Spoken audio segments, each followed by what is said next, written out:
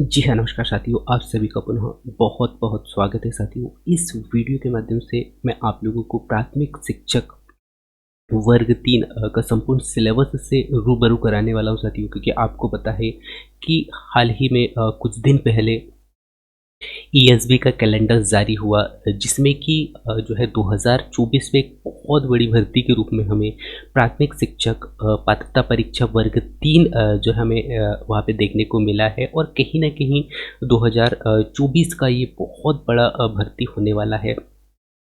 सो आप सभी से मेरा यही रिक्वेस्ट है साथियों कि ऐसे जितने भी मेरे प्रिय साथी हैं जिनके पास में डीएड हो या डीएलएड हो और उनका एक सपना है प्राथमिक शिक्षक बनने का, तो उनको यहाँ पे बहुत ही ज़बरदस्त अच्छा अवसर मिल रहा है। और इस अवसर का कहीं न कहीं आपको फ़ायदा उठाना चाहिए साथियों। और आपका जो सपना है कहीं न कहीं यहाँ पे बहुत ही जल्द और बहुत ही अच्छे से साकार हो सकती है। लेकिन इसमें जो है सफलता पाने के लिए कहीं न कहीं आपको कुछ विशेष बातों का ध्यान रखना होता है साथियों, जो कि आपको सिलेबस कंप्लीट करना होता है, साथ ही साथ आपको प्रैक्टिस बहुत ही अच्छा से करना होता है। और उसके साथ-साथ में आपको टेस्ट लगाना होता है। सो सबसे पहले तो आपको सिलेबस के बारे में जानकारी होना चाहिए, और इस वीडियो के माध्यम से मैं आप लोगों को संपूर्ण सिलेबस से रूबरू कराने वाला हूँ, जो कि प्राथमिक शिक्षक भर्ती वर्ग 3 में जो सिलेबस आपसे पूछा जाने वाला है, उससे रूबरू कराने वाला हूँ। और बहुत सारे लोगों के मन में ये भी डाउट होगा कि जो पात्रता परीक्षा जो होने वाला है, वो क्या माइनस मार्किंग होगा या फिर नहीं होगा। तो ये सभी जो आपके जो डाउट है उनको भी मैं यहाँ पे क्लियर करने का प्रयास करूँगा। तो सबसे पहले तो मैं आप लोगों को बता दूँ साथियों सिलेबस, और ये सिलेबस उस आधार पे बताने का प्रयास कर रहा हूँ साथियों, जो कि 2000 इससे पहले 2022 में जो भर्ती आया था संविदा शिक्षक वर्ग 3 का, उसके आधार पे यहाँ पे बताने का प्रयास कर रहा हूँ।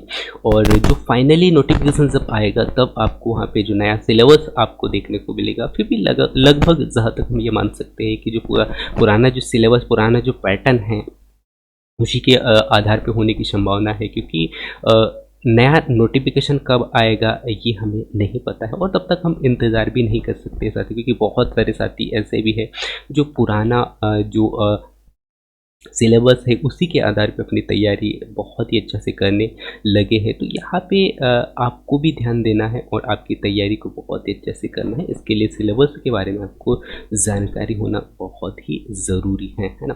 तो ये सिलेबस पुनः फिर से बताता हूँ मैं आपको कि ये सिलेबस जो है पुराना जो 2022 में जो नोटिफिकेशन डाला था उसी के आधार पर बताने का प्रयास कर रहा हूँ। और लगभग 90% ये मान लीजिएगा कि ये जो सिलेबस जो है उसी के आधार पे रहेगा, है ना।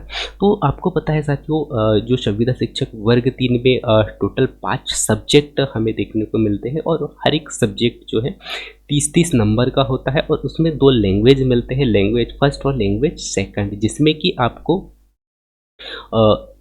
कोई भी एक लैंग्वेज जो कि फर्स्ट लैंग्वेज में लेना रहता है, और उसके बाद में सेकंड में आपको सेकंड लैंग्वेज सेलेक्ट करना होता है। तो आपके ऊपर डिपेंड करता है कि आपको कौन सा लैंग्वेज अच्छा लगता है, वो आप सिलेक्ट कर सकते हैं। सभी के लिए कंपलसरी रहता है ना कुछ सब्जेक्ट। उसके बाद में मैं आपको बता दूं साथियों, जैसे कि मैंने आपको बता तो दिया है कि जो हर एक सब्जेक्ट जो है ना। उसके बाद में सबसे पहले मैं आप लोगों को बता दूं कि जो ये जो संविदा शिक्षक वर्ग 3 का जो भर्ती है, वो आपको कहाँ देखने को मिला। और ये जो पूरा कैलेंडर में आपको यहाँ पे देखने को मिलेगा, जैसे कि आप यहाँ पे देख पा रहे होंगे। और ये कैलेंडर मैंने यहाँ पे दिखाने का प्रयास किया चाहती हूँ। ये कैलेंडर है 2024 में 2024 का जो हाल ही में जो कैलेंडर यहाँ पे जारी किया गया है ईएसबी के द्वारा, इसमें आपको देखने को मिलेगा 14 नंबर पे प्राथमिक शाला शिक्षक पात्रता परीक्षा, जो कि एक एलिजिबिलिटी टेस्ट यानी कि पात्रता परीक्षा है, जो कि सितंबर, इन्होंने जो डेट जारी किया है सितंबर में इसका जो एग्ज़ाम हो सकता है, ऐसा संभावना है इसका, है ना। और मैं जहाँ तक मानता हूँ कि इसमें जो टाइमिंग है आपको बहुत कम टाइम दिया जा रहा है, तो इसके लिए आपको पहले ही प्रिपेयर होना पड़ेगा और बहुत अच्छे से तैयारी करना होगा आपको, ठीक है। तो सबसे पहले मैं आप लेके चलता हूँ आपको सिलेबस की ओर। और यहाँ पे बता दिया है मैंने कि मैं किस आधार पे बताने वाला हूँ। मैं आप लोगों को बताने वाला हूँ 2020-21 सॉरी मैंने 22 बताया था, ये जो रूल बुक जारी हुआ था 21 में हुआ था, और आपको पता है कि बीच में काफ़ी विलम्ब हुआ और एग्ज़ाम जो हुआ था लगभग 2022 में हुआ था, है ना। तो इस आधार पे हम यहाँ पे चर्चा करने वाले हैं। सो सबसे पहले मैं लेके चलता हूँ आपको सिलेबस की ओर, और यहाँ पे बता दी है मैंने आपको कि सिलेबस हम यहाँ पे चर्चा कर रहे हैं 2020 21-22 के आधार पे, है ना। तो मैं लेके चलता हूँ आपको सिलेबस की ओर, और ये तो मैंने बता ही दिया कि सब्जेक्ट वाइज यानी कि एक सब्जेक्ट में 30 क्वेश्चन होंगे जो कि 30 नंबर का होगा। अब यहाँ पे क्वेश्चन कितने आएंगे वो भी मैं आप लोगों को बता देता हूँ। बहुत सारे साथियों को पता भी होगा, बहुत सारे साथियों ने पिछले बार जो पेपर हुआ था संविदा शिक्षक वर्ग 3 का उसमें पेपर दिए भी होंगे, तो उनको लगभग पता भी होंगे, है ना। फिर भी मैं आप लोगों को बता देता हूँ साथियों कि जो एग्ज़ाम जो होने वाला है आपका, वो टोटल क्वेश्चन, इसमें टोटल क्वेश्चन देखने को मिलेंगे आपको 150 यानी कि 150 नंबर के का पेपर आपका होने वाला है, जो कि 150 नंबर के ही क्वेश्चन आपको यहाँ पे देखने को मिलेंगे। और इसमें जो टाइम आप लोगों को दिया जाएगा वो दिया जाएगा साथियों 2.5 घंटे का, यानी कि 2 घंटे 30 मिनट का आपको समय दिया जाएगा, और एक क्वेश्चन जो कि 1 अंक का होगा, और इसमें जो है ऋणात्मक मूल्यांकन नहीं होगा। सबसे अच्छी बात यहाँ पे यही है साथियों कि आपको नेगेटिव मार्किंग नहीं मिल रहा है। यहाँ पे आपके कोई भी नंबर नहीं कटने वाले हैं यदि आप गलत करते हैं, तो यहाँ पे बहुत अच्छी बात है, और आप लोगों के लिए बहुत अ, अच्छा अवसर यहाँ पे मिल रहा है ना।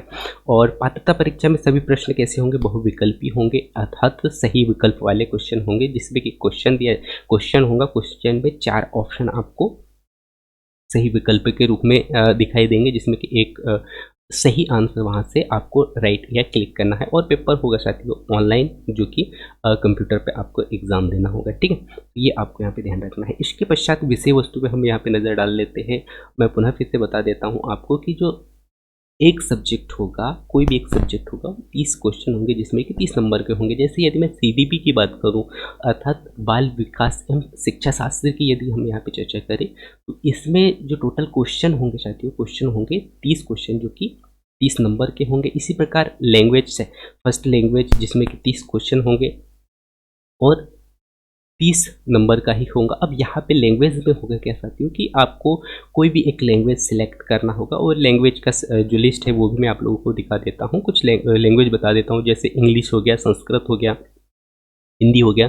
तो फर्स्ट लैंग्वेज में आप जो भी लैंग्वेज सिलेक्ट करना चाहते हो उन लैंग्वेजों में से आप सिलेक्ट कर लीजिएगा। जैसे कि मुझे हिंदी अच्छा लगता है तो मैं फर्स्ट लैंग्वेज में हिंदी सिलेक्ट कर लेता हूँ, है ना। ऐसा आपको सिलेक्ट करना है, ये आपके ऊपर में है कि आपको कौन सा लैंग्वेज अच्छा लगता है और कौन सा लैंग्वेज आपको सिलेक्ट करना है। ऐसे ही सेकंड लैंग्वेज में भी आपको सिलेक्ट करना है, लेकिन जो फर्स्ट लैंग्वेज में जो सब्जेक्ट होगा, जो लैंग्वेज होगा आपका, वो चाहे जैसे अगर हिंदी ले लिया आपने तो सेकंड लैंग्वेज में भी आप हिंदी नहीं ले सकते हो, आपको दूसरा लैंग्वेज सेलेक्ट करना होगा, है ना।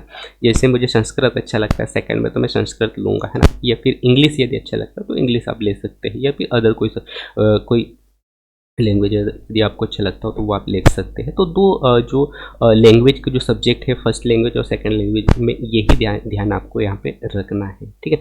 और उसके बाद में सेकंड जो सब्जेक्ट आता है साथियों वो है गणित, और गणित में भी आपको 30 क्वेश्चन देखने को मिलेंगे जो कि 30 नंबर के होंगे। इसके पश्चात ईवीएस आता है जो कि पर्यावरण है, और पर्यावरण के भी क्वेश्चन आपको 30 क्वेश्चन देखने को मिलेंगे और जो कि 30 नंबर के ही होंगे। इस प्रकार टोटल जो नंबर हो जाते हैं साथियों वो होंगे 150 नंबर, 150 क्वेश्चन, और जो कि 150 नंबर के ही होंगे। और आपको जैसे कि मैंने आपको बताया है कि समय कितना दिया जाएगा आपको, 2 घंटे 30 मिनट का, यानी कि 2.5 घंटे का समय आपके पास में रहेगा इन 150 क्वेश्चनों को करने के लिए। और सबसे अच्छी बात यहाँ पे ये है साथियों कि यहाँ पे जो लैंग्वेज वाले जो सब्जेक्ट है ये बहुत ही अच्छे सब्जेक्ट होते हैं और स्कोरिंग सब्जेक्ट होते हैं, जिसमें कि आप यहाँ से नंबर बहुत ही अच्छा से ले सकते हैं, ठीक है।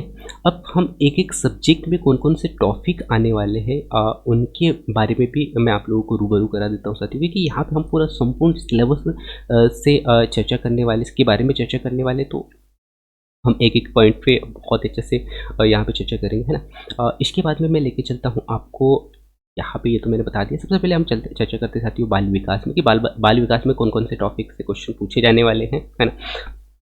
तो यहाँ पे भी जो 30 नंबर का जो एक सब्जेक्ट था साथियों, जैसे कि आपने देखा बाल विकास है ना, उसको भी 2 भागों में 2 पार्ट्स में बाँटा गया है। एक बाल विकास में 15 क्वेश्चन और नेक्स्ट अगला जो सब्जेक्ट है उस पे भी मैं आप लोगों को बता दूँगा, है ना। तो यहाँ पे जो 15 नंबर के जो क्वेश्चन आपको देखने को मिलेंगे बाल विकास के, वो देखने को मिलेंगे साथियों। बाल विकास की अवधारणाएँ एवं इसका अधिगम से संबंध क्या है, इससे रिलेटेड जो क्वेश्चन टॉपिक आपको ये इस टॉपिक को आपको कवर करना होगा और ये सीडीपी का बहुत ही अच्छा टॉपिक है। उसके पश्चात सेकंड जो टॉपिक आपको देखने को मिलेगा विकास और विकास को प्रभावित करने वाले कारक कारक, है ना। उसके बाद में बाल विकास के सिद्धांत आपको देखना होगा। सेकंड जो टॉपिक आपको पढ़ना है साथियों, बालकों का मानसिक स्वास्थ्य एवं व्यवहार संबंधित समस्याओं का समाधान कैसे करना चाहिए। नेक्स्ट अगला है वंशानुक्रम और वातावरण का प्रभाव कैसे पड़ता है बच्चों पे, ये आपको पढ़ना होगा। इसके बाद में नेक्स्ट अगला है सामाजिकरण प्रक्रिया एवं सामाजिक जगत एवं सामाजिक जगत में बच्चे या फिर सामाजिकरण, बच्चों का सामाजिकरण कैसे होता है, ये आपको यहाँ पे पढ़ना होगा। सेकंड अगला नेक्स्ट जो चैप्टर है साथियों वो है, नेक्स्ट टॉपिक है प्याजे और पावलाव हो गया या कोहलवर्ग हो गया या थर्नडाइक हो गया, इनकी रचनाएं और साथ ही साथ इनके आलोचना यानी कि इनकी कमी क्या रही है वो आपको यहाँ पे पढ़ना होगा। इसके पश्चात बाल केंद्रित यानी बाल केंद्रित एवं प्रगतिशील शिक्षा की अवधारणाएं, ये टॉपिकों को आपको क्या करना है साथियों, आपको एक कॉपी में नोट करना है और इन टॉपिकों को बहुत ही अच्छा से क्लियर करते हुए चलना होगा आपको, है ना। एक एक टॉपिक पे बहुत ही अच्छा से पकड़ बनाओगे साथियों, तो ही आप बहुत ही अच्छे से नंबर यहाँ से ले सकते हैं, है ना।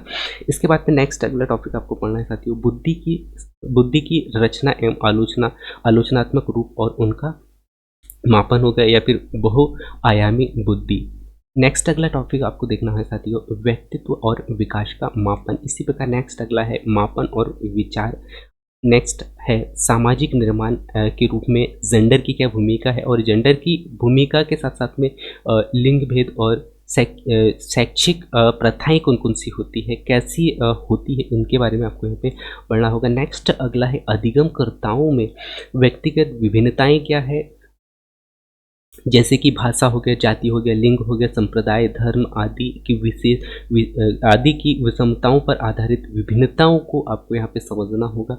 नेक्स्ट अगला है अधिगम के लिए आकलन और अधिगम का आकलन में अंतर, यानी कि अधिगम के लिए आकलन और अधिगम का आकलन, यहाँ पे दोनों अलग अलग है ना। का आकलन का अंतर आपको समझना होगा और वो अंतर कैसे होने, साला आधारित आकलन होना चाहिए जिसकी सतत एवं समग्र मूल्यांकन और साथ ही साथ स्वरूप और प्रथाएं इत्यादि से आपको रूबरू होना होगा। तो ये जो पूरे चैप्टर है इनको आपको बहुत अच्छे से यहाँ पे समझना होगा, है ना। इसके पश्चात नेक्स्ट अगला जो इसी में टॉपिक आता है साथियों सीडीपी का, जिसमें कि आपने यहाँ पे चर्चा की ये जितने भी टॉपिक मैंने आप लोगों को बताया है ये आपके टोटल 15 नंबर के आएंगे, है ना। ये जो पूरे जो टॉपिक है साथियों ये 15 नंबर आपको दिलाने वाले हैं। इसके पश्चात नेक्स्ट अगला आपको यहाँ पे देखने को मिलेगा 5 नंबर का। 5 नंबर का आपको देखने को मिलेगा समावेशी शिक्षा की अवधारणाएं एवं विशेष आवश्यकता वाले बच्चों की समझ को आपको समझना होगा यहाँ पे, जिसमें कि 5 क्वेश्चन होंगे जो कि 5 नंबर के होंगे, है ना।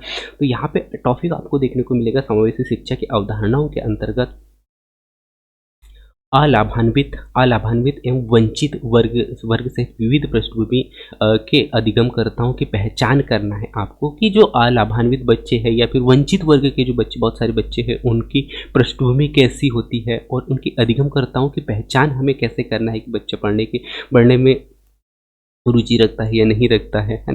तो इन सारी चीज़ों को आपको यहाँ पे इस टॉपिक में पढ़ना होगा। नेक्स्ट अगला है अधिगम में कठिनाइयाँ हो गई या तो फिर क्षति हो गया आदि से ग्रस्त बच्चों की औपचारिकताओं की पहचान आपको यहाँ पे करना है, यानी कि अधिगम मतलब पढ़ाई से संबंधित जो कठिनाई उनको आ रही है या फिर ऐसी कोई घटना घटी है या फिर हम कह सकते हैं उस बच्चों में क्षति पहुंची है, उस क्षतिग्रस्त बच्चों की आपको आवश्यकता क्या है, उस आवश्यकता को पहचानना है ना। नेक्स्ट अगला टॉपिक के साथियों प्रतिभावान या सृजनात्मक विशेष क्षमता वाले अधिगमकर्ताओं की पहचान आपको यहाँ पे करना होगा, ठीक है। नेक्स्ट अगला है समस्याग्रस्त जो बालक है उनकी पहचान करने के साथ साथ में उनका निदान यानी कि उसकी पूर्ति करना है कि बच्चों की समस्या क्या है, बच्चों की कमी क्या है, उस कमी की पूर्ति को आपको यहाँ पे समझना होगा। ठीक है, नेक्स्ट अगला है बाल अपराध कारण एवं प्रकार। ठीक है, तो ये लगभग जो है आपको 5 टॉपिक दिया गया है साथियों, जो कि 5 नंबर के होंगे, है ना।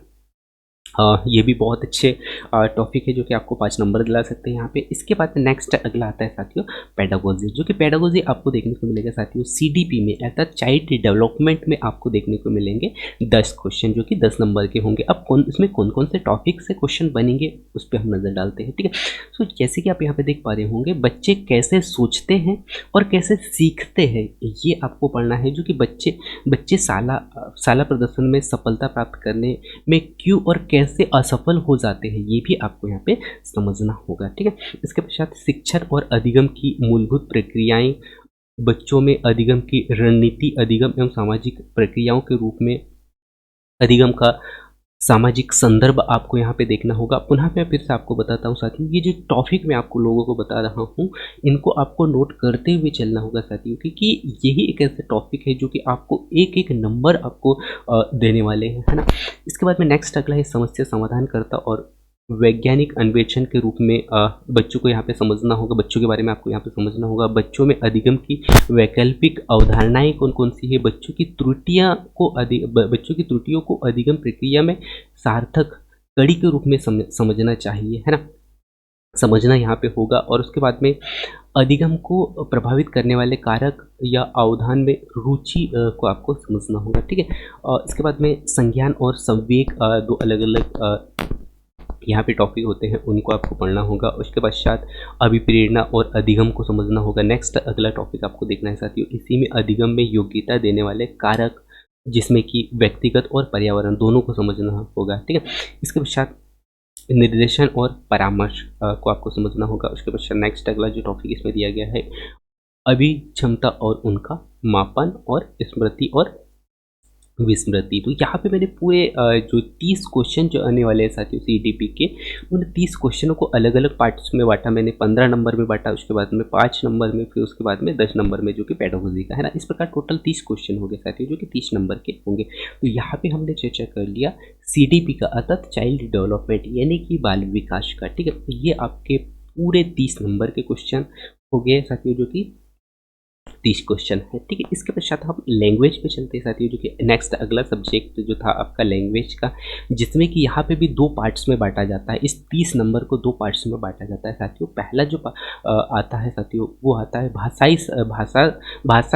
समझ कैसी है आपकी, भाषा समझ आपका यहाँ पे देखा जाता है। और नेक्स्ट अगला जो 15 नंबर के जो क्वेश्चन होंगे वो होंगे साथियों, नेक्स्ट अगला 15 नंबर के जो क्वेश्चन होंगे वो होंगे पेडागोजी के। ठीक है, ये आपको यहाँ पे देखना है। तो इसमें भाषा संबंधित समझ कैसी होनी चाहिए, भाषा समझ अवबोध के लिए 2 अपठित गद्यांश या पद्यांश आपको दिया जाएगा, और उसमें आपको पूरा गद्यांश या पद्यांश को पढ़ के उसमें जो क्वेश्चन दिए जाएंगे उसका आंसर आपको वहाँ से ढूंढ के देना होता है, जिसमें कि आपको कुछ व्याकरण भी मिलेंगे, जैसे कि व्याकरण संबंधित कुछ क्वेश्चन मिलेंगे। जैसे आप देखते हो वो चाहे संज्ञा हो या सर्वनाम हो, उनसे रिलेटेड, या फिर संधि हो गया, उपसर्ग हो गया, है ना, इनसे क्वेश्चन आपको वहाँ पे देखने को मिलेंगे। और बहुत ही जल्द में एक पेपर जो ओल्ड पेपर में उसका सॉल्व करके दिखाने वाला हूँ, जिसमें कि आपको बहुत ही हेल्प मिलने वाला है कि क्वेश्चन कैसे बनते हैं और उनको हल कैसे करना है, वो भी हम वहाँ पर समझने वाले हैं। ठीक है, तो यहाँ पर आपने देखा साथियों कि जो 15 नंबर का जो आपका भाषा समझ जो आएगा, जिसमें कि गद्यांश और पद्यांश आपको देखने को मिलेंगे, जिसमें कि नाटक हो गया, एकांकी हो गया, निबंध, कहानी इत्यादि आपको दिया जा सकता है। दूसरा अपठित पद्यांश होगा, है ना, पद्यांश के रूप में आपको दिया जाएगा, जिसमें कि आपको उनके क्वेश्चनों को उसमें जो क्वेश्चन दिए जाएंगे उनको उस पद्यांश में पद्यांश को समझ के वहाँ पे आपको देना होगा। ठीक है, और उसके पश्चात कुछ व्याकरण होंगे। इस प्रकार टोटल 15 क्वेश्चन मिला के आपको गद्यांश पद्यांश के दिया जाएगा। इसके पश्चात नेक्स्ट अगला होगा साथियों, इसमें भाषा विकास हेतु निर्धारित शिक्षा शास्त्र यानी कि पेडागोजी के 15 क्वेश्चन होंगे। अब यहाँ पे 15 क्वेश्चन कहाँ से देखने को मिलेंगे साथियों, भाषा सीखना और ग्रहणशीलता को आपको समझना होगा, ये भी एक बहुत अच्छी टॉपिक है। इसके पश्चात नेक्स्ट अगला है भाषा शिक्षण के सिद्धांत कौन कौन से है ना। इसके पश्चात है भाषा शिक्षण में सुनना, बोलना, बोलने की भूमिका, सुनने की भूमिका, बोलने की भूमिका और भाषा के कार्य, साथ ही साथ बच्चे भाषा का प्रयोग कैसे करते हैं ये आपको समझना होगा। मौखिक मौखिक और लिखित अभिव्यक्ति के अंतर्गत भाषा सीखने में व्याकरण की क्या भूमिका है ये आपको पढ़ना होगा। इसके पश्चात भाषा शिक्षण में विभिन्न स्तरों के क्षेत्रों में चुनौतियां क्या क्या आने वाली है, क्या कठिनाइयां होती हैं और बच्चे खासकर कौन सी त्रुटियां करते हैं, उन के क्रमबद्ध को आपको समझना होगा। नेक्स्ट अगला जो टॉपिक आपको दिया जाएगा, भाषा के चारों कौशल जैसे कि सुनना, बोलना, पढ़ना और लिखना, इनके मूल्यांकन को करना होगा और इनको समझना होगा, है ना। नेक्स्ट अगला इसी में है बच्चों में शिक्षण अधिगम में क्या क्या सामग्री चाहिए, पाठ्यपुस्तक कैसे होनी चाहिए, दूरसंचार कैसे होने चाहिए, दृश्य और श्रव्य सामग्री क्या क्या होना चाहिए, है ना। इन सब के बारे में आपको पढ़ना होगा। और पुनः शिक्षण हम कैसे कर सकते हैं, बच्चों की असफलता के बाद में बच्चों का हम पुनः शिक्षण कैसे कर सकते हैं, उनकी कमियों को कैसे हम पूरा कर सकते हैं, ये आपको यहाँ पे समझना होगा। तो ये पेडागोजी के लगभग आपको यहाँ पे देखने को मिले साथियों कुछ टॉपिक जिसमें कि आपको पूरे पूरे बहुत ही अच्छे से पढ़ना होगा, जो कि 15 नंबर के, और ये भी बहुत ही अच्छा से आपको नंबर दिला सकते हैं। गद्यांश पद्यांश के तो नंबर दिलाए हैं, आपको मिलने ही वाले हैं 15 नंबर के, क्योंकि आपको गद्यांश को पढ़कर या पद्यांश को पढ़कर ही आपको आंसर देना है, और कुछ क्वेश्चन जो होंगे वो होंगे आपके व्याकरण के, ठीक है। सो ये आप कर लीजिएगा। सो यहाँ पे मैंने आपको 30 क्वेश्चन बता दिया साथियों, जो कि हिंदी लैंग्वेज के थे, और इसमें भी 2 पार्ट्स में बांटे उन्होंने। जो 15 नंबर थे पेडागोजी के और 15 नंबर आपके गद्यांश पद्यांश के थे, यानी कि भाषा समझ आपका वहाँ पे चेक किया जाएगा, ठीक है। तो ये मैंने आप लोगों को यहाँ पे बता दिया। नेक्स्ट अगला जो लैंग्वेज मैं आप लोगों को बता देता हूँ साथियों, इंग्लिश का, है ना। तो यहाँ पे भी सेम हिंदी जैसा ही है, यहाँ पे गद्यांश या पद्यांश आपको दिया जाएगा, जिसमें कि आपको 15 क्वेश्चन पेडागोजी के होंगे, 15 क्वेश्चन आपका गद्यांश पद्यांश, यानी कि भाषा का समझ आपका यहाँ पे देखा जाएगा। इस प्रकार यहाँ पे सेम प्रोसेस है, 15 नंबर के जो क्वेश्चन होंगे पेडागोजी के होंगे, जिसमें कि ये पूरे टॉपिक दिए गए हैं। ये टॉपिकों को आपको बहुत अच्छे से ध्यान देना होगा। जिनका भी इंग्लिश लैंग्वेज होगा उनको ध्यान देना है ना, उनको पढ़ना है। इसके पश्चात नेक्स्ट अगला जो लैंग्वेज आता है साथियों, संस्कृत से भी मैं आप लोगों को रूबरू करा दूँ साथियों, है ना। तो संस्कृत में क्या क्या पूछा जाने वाला है, पहले फर्स्ट बात तो पहला तो आपको ये याद रखना है कि कितने 30 क्वेश्चन आने वाले हैं, जो कि 30 नंबर के होंगे, क्योंकि हर एक लैंग्वेज हर एक सब्जेक्ट के 30 क्वेश्चन है। तो इसी प्रकार संस्कृत के भी 30 क्वेश्चन होंगे, जो कि हिंदी में जैसे क्वेश्चन, हिंदी में जैसा था साथियों सिलेबस, ऐसे ही इसमें भाषा समझ अवबोध जो होने वाला है, 15 क्वेश्चन इसमें मिलने वाले हैं, जिसमें कि गद्यांश होंगे, इसमें भी गद्यांश पद्यांश तो इसमें भी होंगे, है ना। गद्यांश पद्यांश होंगे प्लस कुछ व्याकरण से क्वेश्चन आपको यहाँ पे पूछे जाएंगे, ठीक है। तो एक गद्यांश होगा और एक पद्यांश होगा, ये आपको यहाँ पे ध्यान देना है। इसके पश्चात पेडागोजी में आपको क्या क्या पढ़ना है वो मैं आप लोगों को यहाँ पे बता देता हूँ साथियों। तो संस्कृत पेडागोजी में आपको क्या क्या देखना है उस पर हम नज़र डालते हैं, ठीक है। तो संस्कृत पेडागोजी में आपको क्या क्या देखना है साथियों, है ना। पहला आपको यहाँ पे देखना है भाषा सीखना और ग्रहणशीलता, जो कि आपने हिंदी में भी देखा है ना। और इसके बाद में भाषा शिक्षण के सिद्धांत क्या है, उसके बाद में भाषा शिक्षण में सुनना, बोलना, बोलने की भूमिका क्या है, या फिर भाषा के कार्य या बच्चे भाषा का प्रयोग कैसे करते हैं ये आपको समझना होगा। इसके पश्चात मौखिक और लिखित अभिव्यक्ति के अंतर्गत भाषा सीखने में व्याकरण की क्या भूमिका है। इसके पश्चात भाषा शिक्षण में विभिन्न स्तरों के बच्चों की चुनौतियाँ क्या क्या होने वाली है, क्या कठिनाइयाँ आती है और क्या त्रुटियाँ आती है, उनको क्रमबद्ध रूप से हमें समझना होता है। इसके पश्चात भाषा के 4 कौशल होते हैं, जैसे कि सुनना हो गया, बोलना हो गया, पढ़ना हो गया, लिखना हो गया, इनका मूल्यांकन आपको करना है ना। इसके पश्चात कक्षा में शिक्षण अधिगम सामग्री के क्या है, पाठ्य पुस्तक कैसी होनी चाहिए, दूरसंचार कैसी होनी चाहिए, जिसमें कि दृश्य और श्रव्य देखने वाले भी हो, सुनने वाले भी हो, ऐसे क्या क्या सामग्री होनी चाहिए, ऐसे बहुत कक्षा स्रोत क्या क्या होना चाहिए, इनके बारे में आपको यहाँ पे पढ़ना होगा। पुनः शिक्षण है। तो सेम हिंदी में जो टॉपिक थे साथियों, पेडागोजी के हो या फिर संस्कृत पेडागोजी के हो या फिर भाषा शिक्षण के हो, सभी के सेम लगभग सेम ही है ना। तो ये आपको यहाँ पे मैंने बता दिया है। सो लगभग सेम ही है। ये बहुत अच्छी बात है कि आपको, यदि आप Sanskrit language, first language Sanskrit लेते हो या सेकंड लैंग्वेज संस्कृत लेते हो या फर्स्ट हिंदी लेते हो, तो लगभग टॉपिक सेम ही रहेंगे, क्वेश्चन लगभग सेम ही पूछे जाते हैं आपको, है ना। तो ये आप लोगों के लिए एक बहुत अच्छा बेनिफिट यहाँ से हो सकता है। तो यहाँ पे हमने चर्चा कर लिया साथियों हिंदी लैंग्वेज के बाद में हमने संस्कृत लैंग्वेज में भी कर लिया, जो कि यहाँ पे भी 30 क्वेश्चन जो थे संस्कृत के, जो कि 15-15 नंबर में बटे हुए थे, ठीक है। 15-15 नंबर कौन कौन से मैं आप लोगों को बता देता हूँ। ये 30 क्वेश्चन, 30 में से आपको गद्यांश पद्यांश दिया गया था और जो 15 क्वेश्चन आपको पेडागोजी के दिए गए थे, ठीक है।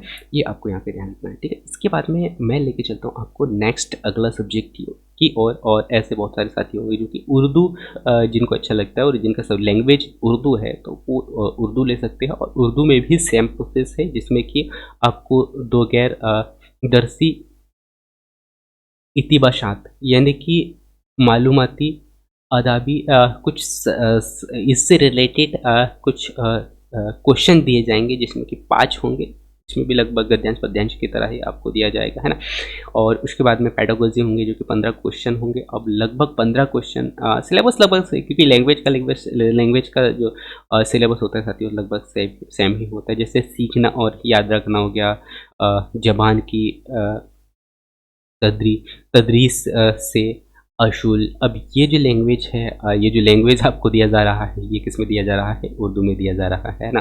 तो उसी के आधार पे यहाँ पे, हालांकि इसका जो अर्थ होता है साथियों, जो हिंदी में जो सेम था, हिंदी में जो मैंने आप लोगों को बताने का प्रयास किया, वही लगभग उसका आंसर सेम होता है, वही इसमें पूछा गया और वो टॉपिक भी वही है। बस आपको यहाँ पे समझना किस आधार पे है। तो उर्दू में जो जिस लैंग्वेज में आपको दिया गया है, उसी लैंग्वेज में आपको यहाँ पे समझना होता है, ठीक है। तो ये आप देख लीजिएगा, जिनका भी लैंग्वेज जो उर्दू है, उर्दू वाले साथियों से मेरा यही रिक्वेस्ट है कि इन टॉपिकों को बहुत ही अच्छा से नोट कर ले, है ना।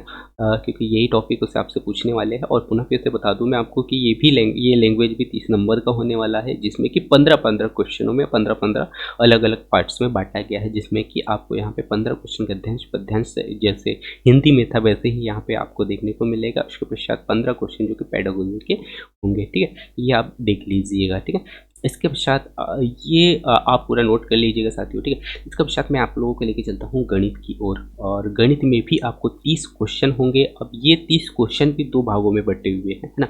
अब 30 क्वेश्चन 2 भागों में किस में बटे हैं साथियों, तो 2 क्वेश्चन जो इसमें 15 क्वेश्चन जो मिलेंगे विषय वस्तु यानी कि गणित से संबंधित रिलेटेड क्वेश्चन आपसे पूछा जाएगा। और नेक्स्ट अगला जो होगा वो होगा पेडागोजी से रिलेटेड क्वेश्चन। मैथ्स से ही पूछेंगे, लेकिन पेडागोजी से रिलेटेड पूछेंगे, है ना।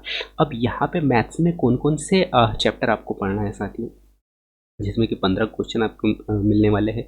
सो आपको यहाँ पे पढ़ना है संख्या पद्धति, जिसमें कि 1000 से बड़ी संख्याओं को पढ़ना एवं लिखना, साथ ही साथ 1000 से बड़ी संख्याओं पर स्थायी मान की समझ, और साथ ही साथ 4 मूलभूत प्रक्रियाओं का समझ हो, इससे रिलेटेड जो संख्या पद्धति है वो आपको यहाँ पे पढ़ना होगा। नेक्स्ट अगला है जैसे कि जोड़ना हो गया, घटाना हो गया, 5 अंकों तक की संख्याओं को जोड़ना एवं घटाना, ये आपको यहाँ पे पढ़ना होगा। उसके बाद में गुणा की प्रक्रिया, जैसे 2 या 3 अंकों की संख्याओं का गुणा कैसे करना है। भाग की विधि, जैसे कि 2 अंकों वाली संख्याओं को 4 अंकों वाली संख्याओं से भाग कैसे देना है, ये आपको पढ़ना है। इसके पश्चात भिन्न प्रकार की अवधारणाएं, जैसे सरलतम हो गया, सरलतम रूप हो गया। इसके पश्चात समभिन्न हो गया, विषमभिन्न हो गया, और भिन्नों को जोड़ना कैसे है, घटाना कैसे है, भाग कैसे देना है ना। और समतुल्य भिन्न की प्रक्रिया कैसे होती है, और भिन्नों को दशमलव में तथा भिन्नों को दशमलव में कैसे कन्वर्ट करना है, और दशमलव को भिन्न में कैसे कन्वर्ट करना है, इनको कैसे लिखना है, ये भी आपको यहाँ पे पढ़ना होगा। इसके पश्चात सामान्य प्रयोग होने वाली लंबाई हो गया, भार हो गया, आयतन हो गया, बड़ी संख्या कौन सी है, छोटी संख्या कौन सी है, इनको समझना, इस समझ को समझना, ये आपको यहाँ पे पढ़ना होगा। इसके बाद में नेक्स्ट अगला आपको यहाँ पे दिया गया है बड़ी संख्या में तथा छोटी इकाइयों में तथा छोटी इकाइयों को बड़ी इकाइयों में कैसे बदलना है ना। ये आपको यहाँ पे पढ़ना होगा, ठीक है। तो ये आप चैप्टर बहुत अच्छा से इनको नोट करते हुए चलेंगे साथियों, ठीक है। इसके पश्चात नेक्स्ट अगला यहाँ पे दिया गया है ज्ञात इकाइयों में, है ना। क्या है, ज्ञात इकाइयों में किसी ठोस वस्तु का आयतन ज्ञात करना है। साथ ही साथ जैसे पैसे की समझ होना चाहिए, लंबाई, भार, आयतन, और समय अंतराल से संबंधित प्रश्न इससे आपसे पूछे जाएंगे, और मूल गणितीय प्रक्रियाओं का उपयोग हम कैसे कर सकते हैं, और साथ ही साथ मीटर को सेंटीमीटर में कैसे कन्वर्ट करना है या फिर सेंटीमीटर को मीटर में कैसे बदलना है, ये आपको यहाँ पे समझना होगा। और साथ ही साथ पैटर्न संख्याओं से आधारित होने चाहिए, और पैटर्न में समझ आगे आप पैटर्न की समझ को आप आगे कैसे बढ़ा सकते हैं, और पैटर्न का तैयारी कर उसका संक्रियाओं के आधार पर सामान्यीकरण, त्रिभुज संख्याओं तथा वर्ग संख्याओं के पैटर्न की पहचान आपको कैसे करना है, वो आपको यहाँ पे पढ़ना होगा। इसके पश्चात ज्यामिति, जैसे मूल ज्यामिति अवधारणाओं को समझना, किरण, रेखाखंड, कोण का वर्गीकरण हो गया, जैसे त्रिभुज हो गया, त्रिभुजों का वर्गीकरण हो गया भुजाओं के आधार पर या कोणों के आधार पर, या त्रिभुज में तीनों कोणों का योग 180 अंश होता है, इसको आपको यहाँ पे पढ़ना होगा। तो ज्यामिति बहुत अच्छा चैप्टर है साथियों, यदि आप इसको बहुत अच्छे से समझते हुए करें तो कहीं ना कहीं यहाँ से भी आप बहुत अच्छे नंबर ले सकते हैं। नेक्स्ट अगला जो चैप्टर आता है, वृत्त के केंद्र हो गया, त्रिज्या हो गया, व्यास की पहचान, और साथ ही साथ उसमें समझ होना चाहिए।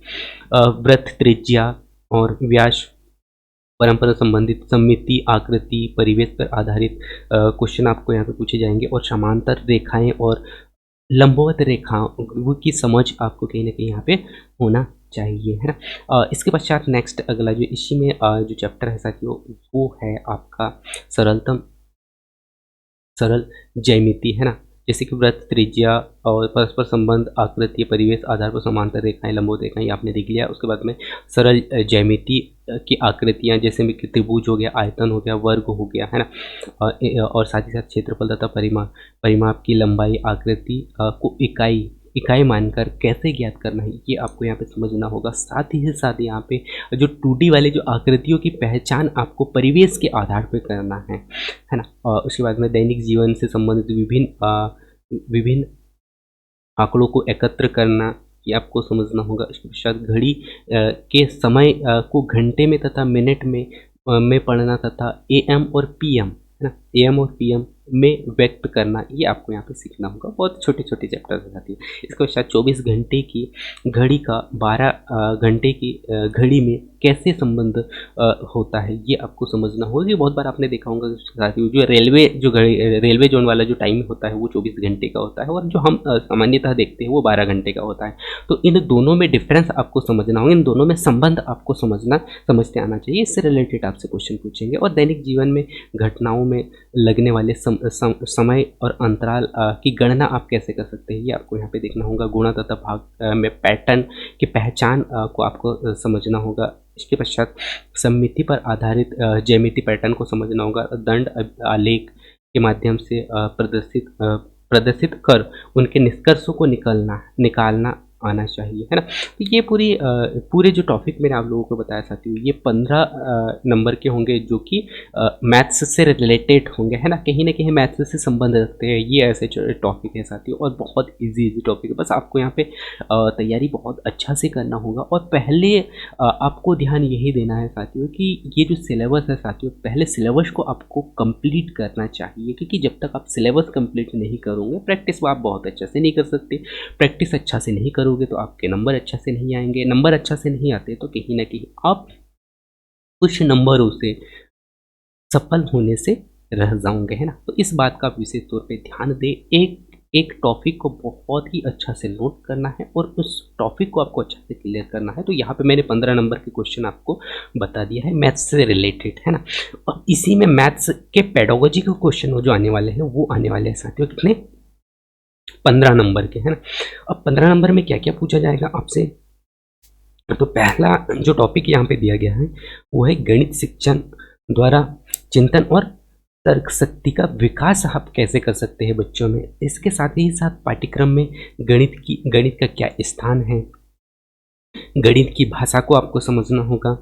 साथ ही साथ प्रभावी शिक्षण हेतु परिवेश आधारित उपयुक्त शैक्षणिक सहायता सामग्री का निर्माण एवं उनका उपयोग करने की क्षमताओं का विकास आप कैसे कर सकते हैं बच्चों का। मूल्यांकन की नवीन विधियां क्या है, साथ ही साथ निदानात्मक परीक्षण व पुनः शिक्षण की क्षमता का विकास आप बच्चों में कैसे कर सकते हैं, ये आपको समझना होगा। इसके साथ साथ में गणित की नवीन विधियों का कक्षा शिक्षण में उपयोग करने की क्षमता कैसी होनी चाहिए। ये आपको ये जो पूरे जो टॉपिक मैंने आप लोगों को यहाँ पे लगभग 6 टॉपिक बताया है। इन 6 टॉपिकों में से 15 क्वेश्चन आपके आ रहे हैं। कितनी अच्छी बात है साथियों, है ना। तो ये पूरे टॉपिक आपको यहाँ पे देखना होगा। लास्ट जो सब्जेक्ट आता है साथियों वो आता है आपका ईवीएस, और ईवीएस भी बहुत ही अच्छा सब्जेक्ट है, बहुत ही स्कोरिंग सब्जेक्ट है। बहुत सारे साथियों ने ईवीएस को बहुत ही अच्छा से पढ़ा भी होंगे, है ना।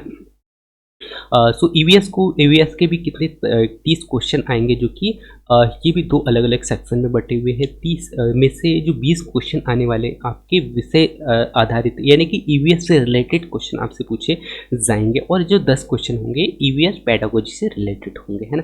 तो अब ये इसमें जो ईवीएस के जो क्वेश्चन आने वाले हैं, 20 नंबर के जो क्वेश्चन आपको देखने को मिलेंगे, कौन कौन से टॉपिक से मिलेंगे उससे मैं रूबरू करा देता हूँ साथियों।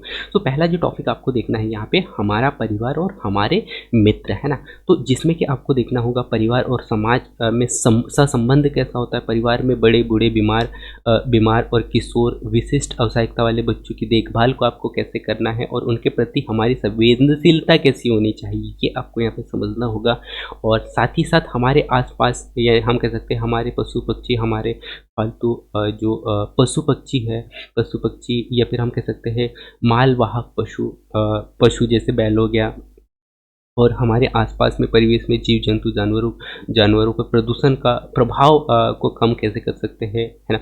या प्रभाव से हम कैसे बच सकते हैं, या उसको प्रभाव होने से हम कैसे बचा सकते हैं, ये आपको यहाँ पर समझना होगा। और हमारे पेड़ पौधे साथ ही साथ स्थानीय पेड़ पौधे हो गया, और पेड़ पौधों एवं मनुष्य की अंत अंत निर्भरता और वनों की सुरक्षा हम कैसे कर सकते हैं, साथ ही साथ उनकी आवश्यकता और महत्व के साथ साथ में पेड़ पौधे पर जो है प्रदूषण का प्रभाव कैसे पड़ता है, वो हम यहाँ पे समझने वाले हैं, ठीक है। और ये हम यहाँ पे अच्छा से पढ़ेंगे तो कहीं ना कहीं यहाँ से भी नंबर आप बहुत अच्छा से गेन कर सकते हैं। इसके पश्चात नेक्स्ट अगला जो टॉपिक आपको देखने को मिलेगा, हमारे प्राकृतिक संसाधन, साथ ही साथ प्रमुख प्राकृतिक संसाधन, उनका संरक्षण हम कैसे कर सकते हैं, साथ ही साथ ऊर्जा के पारंपरिक क्या है, ऊर्जा के पारंपरिक एवं नवीनतम प्रक्रियाओं को आप कैसे समझ सकते हैं, ये आपको यहाँ पे देखना होगा, ठीक है। आवश्यकता और उनके महत्व एवं प्रभाव को कैसे पढ़ना है, ये आपको यहाँ पे देखना है साथियों, ठीक है।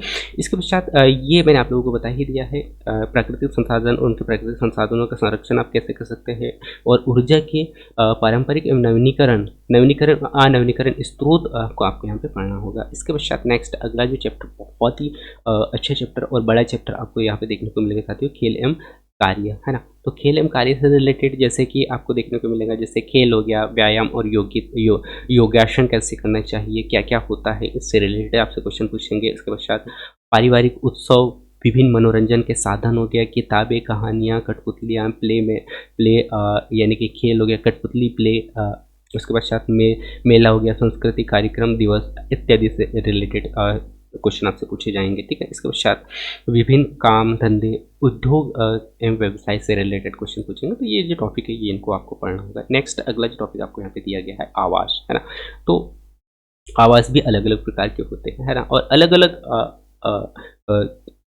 पशु हो गया, पक्षी हो गया, या फिर मानव हो गया, अपने अपने स्तर पर अलग अलग आवास का निर्माण करते हैं और कहीं ना कहीं वहाँ रहते हैं। जैसे पक्षियों को आपने देखा होगा कि वो अलग प्रकार से अपना घोंसला बनाते हैं, है ना। तो यहाँ पे आपको पशु हो गया, पक्षी हो गया और मनुष्य विभिन्न आवास या फिर आवास की आवश्यकता और स्वस्थ जीवन के लिए आवास की विभिन्न विशेषताएं, है ना, आवास की विशेषताओं के बारे में आपको पढ़ना होगा। साथ ही साथ स्थानीय इमारतों की सुरक्षा, सार्वजनिक संपत्ति और राष्ट्रीय धरोहर, उनकी देखभाल आपको कैसे करना है, उत्तम आवास और उनके निर्माण में उपयुक्त निर्माण सामग्री की गणना आपको कैसे करना है, शौचालय और स्वच्छता, परिवेश की सफाई और अच्छी आदतें कैसे हम ला सकते हैं बच्चों में, ये आपको यहाँ पे देखना होगा, ठीक है, पढ़ना होगा। उसके पश्चात भोजन और आदतें, है ना, हमारा भोजन और आदतें, ये भी बहुत ही अच्छा चैप्टर है साथियों, जो कि आपके डेली लाइफ से रिलेट करेगा और यहाँ से भी क्वेश्चन आप बहुत अच्छे से हल कर पाओगे, है ना।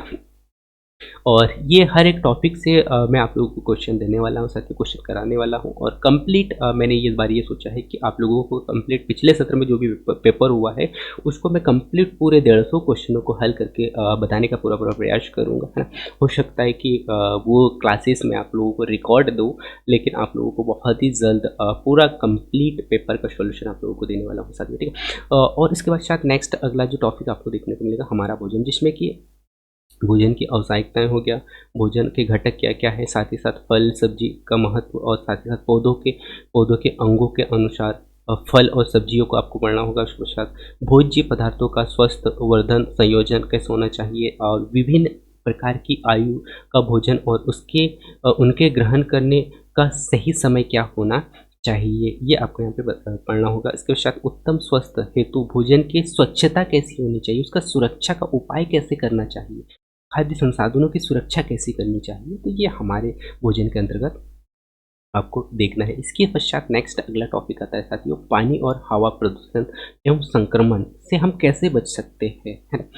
ये आपको यहाँ पे देखना होगा, तो जिसमें कि जीवन के लिए स्वच्छ पानी और हवा की आवश्यकता क्यों है, ये आपको यहाँ पे देखना होगा। और इसके पश्चात स्थानीय मौसम, जल चक्र हो गया, जलवायु परिवर्तन और प्रभाव एवं जलवायु परिवर्तन में हमारी क्या भूमिका होनी चाहिए, ये आपको यहाँ पे देखना होगा। पानी के स्रोत, उनके उनके सुरक्षित रखरखाव का आपको यहाँ पे के बारे में पढ़ना होगा। संरक्षण एवं पोषण के तरीके क्या क्या होना चाहिए, आपको यहाँ पे देखना होगा। संक्रमित वायु और पानी से होने वाले रोग क्या-क्या हो सकते हैं, ये आपको यहाँ पे देखना होगा। उसके पश्चात उनका उपचार और बचाव, अन्य संक्रामक रोग क्या-क्या हो सकते हैं, ये आपको यहाँ पे देखना होगा। यानी कि वायु और पानी के कारण संक्रमित रोग कैसे होते हैं, किस कारण से होते हैं, कौन-कौन से रोग होते हैं, ये आपको यहाँ पे देखना होगा साथियों, ठीक है। इसके पश्चात पानी, जैसे हवा हो गया, पानी हो गया, भूमि प्रदूषण और उनकी सुरक्षा हम कैसे कर सकते हैं और विभिन्न विशिष्ट पदार्थों और उनके उनके प्रबंधन को हम कैसे उचित तरीके से उसका निस्तारण कर सकते हैं। जैसे अभी आपको पता है साथियों कि अभी बहुत बड़ी एक समस्या ये आ रही है साथियों कि हम पॉलीथीन का हम क्या कर रहे हैं, निस्तारण नहीं कर पा रहे हैं। वो बहुत दिनों तक जो है उसको नष्ट नहीं कर पा रहे हैं। ये ऐसी समस्याएँ जो अनगिनत समस्याएँ, हवा से संबंधित हो, पानी से संबंधित हो, आदि से ऐसे रिलेटेड जो क्वेश्चन होंगे वो आपको यहाँ पे देखना होगा, है ना। और ये टॉपिकों को आप अच्छा से नोट कर लीजिएगा। उसके पश्चात भूकंप हो गया, बाढ़ हो गया, सूखा आदि या फिर आपदाओं से हम कैसे सुरक्षा कर सकते हैं, उससे कैसे बचाव कर सकते हैं, इनके उपाय और आपदा प्रबंधन के क्या साधन हो सकते हैं, होते हैं, उनके बारे में आपको यहाँ पे पढ़ना होगा। प्राकृतिक संसाधन और संपोषित प्रबंधन कैसे होना चाहिए और संसाधनों का उचित दोहन, डीजल, पेट्रोल खपत और संपोषण कैसे होने चाहिए इत्यादि के बारे में आपको यहाँ पे पढ़ना होगा, ठीक है। तो ये आपको यहाँ पे देखना है, पानी और हवा प्रदूषण और संक्रमण के कारण रोग कौन कौन से हो सकते हैं, ये आपको यहाँ पे देखना था, जो कि मैंने आप लोगों को यहाँ पे बता दिया है। नेक्स्ट अगला जो टॉपिक आपको देखने को मिलेगा साथियों, वो देखने को मिलेगा छठवा, प्राकृतिक वस्तु और उपज, है ना। तो प्राकृतिक वस्तु जैसे मिट्टी हो गया, पानी हो गया, बीज, फसल का संबंध हम कैसे समझ सकते हैं। साथ ही साथ जैविक एवं रासायनिक प्रक्रिया या जैविक एवं रासायनिक खाद्य क्या होती है ना, इनके बारे में आपको यहाँ पे पढ़ना होगा। इसके पश्चात विभिन्न फसल के बारे में आपको पढ़ना होगा। जैसे अलग अलग ऋतुओं में अलग अलग फसल होते हैं, है ना, उनको यहाँ पे पढ़ना होगा। और उनके उत्पादक के क्षेत्र अलग अलग होते हैं, आपको पता है कि अलग अलग क्षेत्र में अलग अलग फसल होते हैं, उनको आपको यहाँ पे देखना होगा। और फसल उत्पादन के लिए आवश्यक कृषि कार्य और उनके उपकरण को आपको यहाँ पे समझना होगा। नेक्स्ट अगला जो टॉपिक आपको देखने को मिलेगा साथियों, मानव निर्मित संसाधन और उनके क्रियाकलापों का प्रभाव कैसे पड़ रहा है आज, है ना। तो जैसे कि आप यहाँ पे देख पा रहे हो साथियों कि जो वनों की कटाई आज दिन पे दिन बढ़ती जा रही है, शहरीकरण के कारण क्या है हो रहा है, जंगल को हम ख़त्म कर रहे हैं और पारिस्थितिक संतुलन का प्रभाव भी उसी के आधार पर हमें देखने को मिल रहा है ना। तो ये आपको यहाँ पे देखना होगा। और उसके पश्चात इसी का नतीजा है कि ओजोन क्षय हो रहा है, अम्लीय वर्षा, ग्लोबल वार्मिंग हो गया, ग्रीन हाउस प्रभाव इत्यादि, ये वैज्ञानिक कारण एवं निदान को आपको यहाँ पे पढ़ना होगा, ठीक है। और इसके पश्चात नेक्स्ट अगला इसमें आपको देखना है पॉलीथीन, प्लास्टिक का उपयोग और उनका अपघटन या अपमर्जक कैसे कर सकते हैं, अपमर्जक यानी कि उनको नष्ट कैसे कर सकते हैं, ये आपको समझना होगा। उसके बाद शायद जीवाश्म हो गया, जीवाश्म ईंधन के प्रयोग के प्रभाव क्या क्या होते हैं, आपदा प्रबंधन कैसे हम कर सकते हैं, ये पूरे जो चैप्टर है वो प्राकृतिक वस्तु एवं उपज के अंतर्गत आते हैं, है ना। सॉरी, मानव निर्मित संसाधन एवं उनके क्रियाकलापों के अंतर्गत आते हैं। तो ये आपको इसी से रिलेटेड जो टॉपिक है इनको आपको यहाँ पे बहुत ही अच्छे से पढ़ना होगा, ठीक है। तो ये भी 30 क्वेश्चन थे साथियों, जो कि दो पार्ट्स में बटे थे। इसमें 20 क्वेश्चन आपको ईवीएस से रिलेटेड मिले और जो 10 क्वेश्चन मिले साथियों वो मिले आपको पेडागोजी, पर्यावरण से, है ना। और ये मैंने पूरा आपको भी फिलहाल में 20 क्वेश्चन बता दिया है। इसके पश्चात मैं आपको लेके चलता हूँ साथियों 10 क्वेश्चन जो है। अच्छा, इसमें और एक टॉपिक बचा हुआ है साथियों, आंतरिक विज्ञान, है ना। आंतरिक विज्ञान जो कि ये भी 20 क्वेश्चन में ही शामिल है ना। 20 क्वेश्चन का एक पार्ट है जो कि 8वां चैप्टर होगा, आंतरिक विज्ञान, है ना। और आंतरिक विज्ञान का परिचय, साथ ही साथ अंतरिक्ष में जीवन बिताने के अनुभव जो है अलग कैसा रहा, और अंतरिक्ष विज्ञान विज्ञान के वैज्ञानिक तथ्य क्या है और जीवन की संभावनाएं क्या हो सकती है आगे। उसके पश्चात अंतरिक्ष यानी अंतरिक्ष खोज भविष्यवाणी हम कैसे कर सकते हैं, ये इनके बारे में आपको यहाँ पे देखना होगा, है ना। तो ये लगभग मैंने 20 क्वेश्चन वाला जो टॉपिक था साथियों ईवीएस का, जो इसी से रिलेटेड ईवीएस से ही क्वेश्चन आपको डायरेक्ट क्वेश्चन पूछने वाले थे, वो मैंने आप लोगों को बता दिया। इसके पश्चात नेक्स्ट अगला इसी में आपको पेडागोजी देखने वाला मिलने वाला है, जिसमें कि कितने 10 क्वेश्चन होंगे जो कि पेडागोजी के होंगे, जो ईवीएस से रिलेटेड होंगे, लेकिन पेडागोजी लैंग्वेज के आधार पर होंगे, है ना। तो जिसमें कि आपको यहाँ पे देखने को मिलेगा पर्यावरण अध्ययन की अवधारणा और उनकी औपचारिकताएं, साथ ही साथ क्या देखना होगा आपको, पर्यावरण अध्ययन का महत्व, उसके साथ साथ में समेकित पर्यावरण की शिक्षा कैसी होनी चाहिए, पर्यावरण शिक्षा के सूत्र एवं दायित्व क्या होने चाहिए, पर्यावरण शिक्षण का विज्ञान और सामाजिक विज्ञान में सहसंबंध क्या है ना। इसके पश्चात अवधारणाओं के स्पष्टीकरण हेतु प्रविधियां और गतिविधियों को आपको समझना होगा, और परिवेश भ्रमण, साथ ही साथ प्रयोगात्मक कार्य या फिर प्रोजेक्ट कार्य या उनका महत्व को आपको यहाँ पे समझना होगा। चर्चा, परिचर्चा हो गया, प्रस्तुतिकरण और या फिर समूह शिक्षण व्यवस्था में सीखने की जो प्रक्रिया है वो कैसी होती है, या हम कैसे बच्चों को अच्छा से सिखा सकते हैं, या बच्चे कैसे सीखते हैं, ये आपको यहाँ पे समझना होगा। साथ ही साथ यहाँ पे सतत व्यापक मूल्यांकन, जिसमें कि शिक्षण के दौरान प्रश्न पूछना या मुखर और लिखित अभिव्यक्ति में आंसर देना, या हम कह सकते हैं वर्कशीट एवं एनेक्डोटल रिकॉर्ड का प्रयोग करना, बच्चों की पोर्टफोलियो का विकास कैसे करना है, केस स्टडी के बारे में हमको यहाँ पे बच्चों को कैसे हैंडल करना है, उनको कैसे समझना है ना। और साथ ही साथ इसमें कहा गया है व्यक्तिगत प्रोफाइल में, है ना, व्यक्तिगत प्रोफाइल से शिक्षण प्रक्रिया को हम कैसे अच्छा कर सकते हैं, शिक्षण प्रक्रिया को कैसे हम अच्छा कर सकते हैं, या उनकी व्यवस्था को हम कैसे अच्छा से समझ सकते हैं, ये आपको यहाँ पे देखना होगा, ठीक है। और इसके पश्चात नेक्स्ट अगला जो चैप्टर यहाँ पे दिया गया है वो दिया गया है साथियों, पर्यावरण शिक्षण में शिक्षण सामग्री और सहायक सामग्री और उनका अनुप्रयोग आप कैसे कर सकते हैं, उनका अनुप्रयोग कैसे करना है वो आपको यहाँ पे पढ़ना होगा। उसके पश्चात स्थानीय परिवेश की पर्यावरणीय समस्याओं और उनके समाधान की खोज या क्षमताओं का विकास हम कैसे कर सकते हैं वो आपको यहाँ पे देखना है, ठीक है। तो ये लगभग मैंने जो पूरे ईवीएस के जो क्वेश्चन थे साथियों, जो कि 30 क्वेश्चन थे, 30 क्वेश्चन को मैंने 2 पार्ट्स में बांटा, जिसमें कि 20 क्वेश्चन थे आपके ईवीएस के, है ना, और 10 क्वेश्चन थे ईवीएस पेडागोजी के, है ना। तो यहाँ पे मैंने लगभग कंप्लीट सभी सिलेबस के बारे में मैंने आप लोगों को रूबरू करा दिया है साथियों, जो कि 150 क्वेश्चन को अलग अलग पार्ट्स में डिवाइड किया, जो अलग अलग सब्जेक्टों में डिवाइड किया, सब्जेक्ट वाइज देखे हमने 5 सब्जेक्ट और लैंग्वेज के अलग देखे हैं ना, जिसमें कि एक एक सब्जेक्ट में अलग अलग नंबर जो टॉपिक दिए गए थे उनसे भी मैंने आप लोगों को रूबरू कराया, और कितने क्वेश्चन कहाँ से आने वाले हैं इन सभी के बारे में मैंने आप लोगों को बता दिया है ना।